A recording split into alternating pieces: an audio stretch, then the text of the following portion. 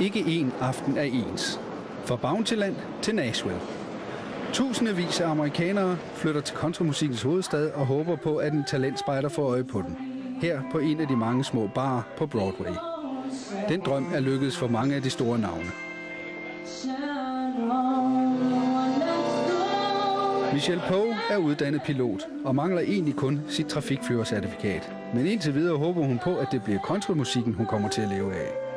Hun har prøvet siden 1991 og tror stadigvæk på, at det lykkes.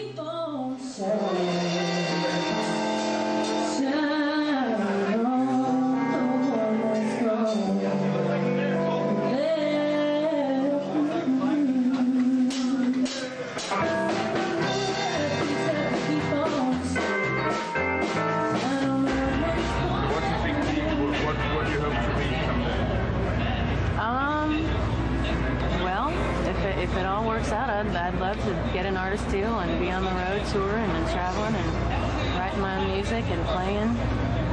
That's my goal. Is there like a place in town where you would like to do a concert once? Is there a place you gotta go? You see that arena right over there?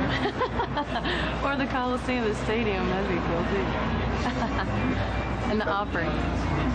Can you live from what you're doing now? Can I live? Well, yeah, you can't really pay the bills working in the bars. I play on the road with an artist named Steve Holy. He's on Curb Records. So I'm in his road band, and I play here 3 nights a week. I've been at Tootsie's for 4 years with the Ken Taylor Band. You have done it for 4 years? At Tootsie's. Yeah.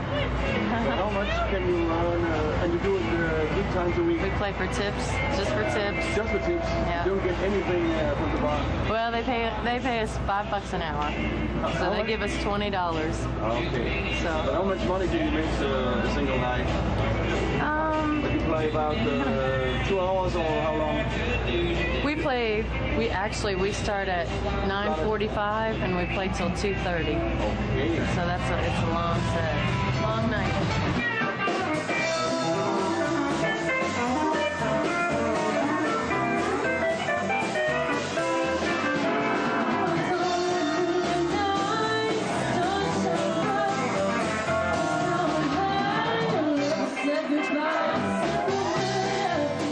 Nashville og countrymusikken er smittende.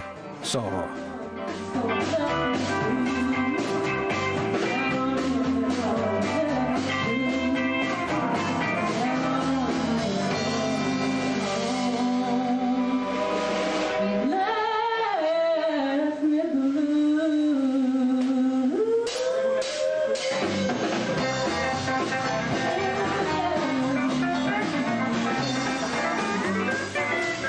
på vej hjem fra Tootsies kan jeg næsten mærke en Stetson-hat på hovedet og høre sporene klirre på fortovet.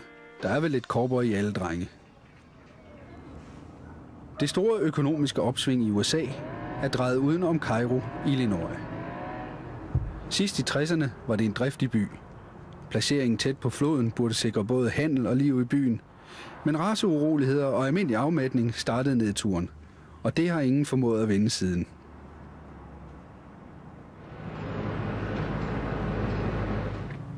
Det er lidt svært at forestille sig, at byen for 100 år siden kæmpede med byer som Chicago og St. Louis om at blive Midtvestens handelscentrum. Bystyret kæmper for at rette byen op. Man har købt sorte jernbænker og blomsterkrukker for at skabe stemning, og det overvejes at leje erhvervsbygninger ud for bare $1 om året. Men spørgsmålet er nok, om opsvinget nogensinde når her til Cairo.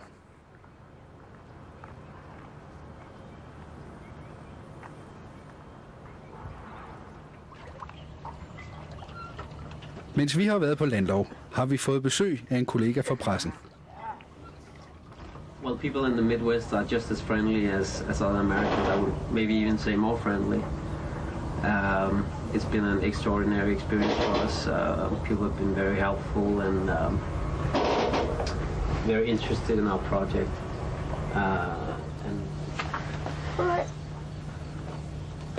Hvad laver du her? Jeg er journaliststuderende.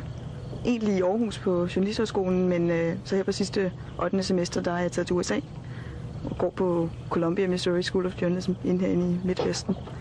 Det er landets bedste skole for tv-journalister. Så Så derfor så benytter jeg muligheden for at arbejde for deres lokal tv-station, NBC8, og lave indslag til dem. Det er spændende. Ja, det er temmelig spændende. Det er også hårdt. For eksempel, at jeg er ude og filme. Altså, jeg tager ud om morgenen, du filmer indslaget. Du har ingen med dig. Altså, du laver alt selv. Så kommer du hjem, så redigerer du selv. Og de forventer også, at du har lavet en stand-up, selvom at du kun er en mand. Så må du få en forbipasserende til at kigge ind i kameralinsen og se, at du også er inde i billedet. Okay. Så kan det være, at jeg skal holde dit kamera og lave den stand-up for dig? Ja, men det... så, ja. Nå, men vi gør det med det der. Ja. Okay. På den måde kan jeg så også sige, at jeg har arbejdet for amerikansk tv.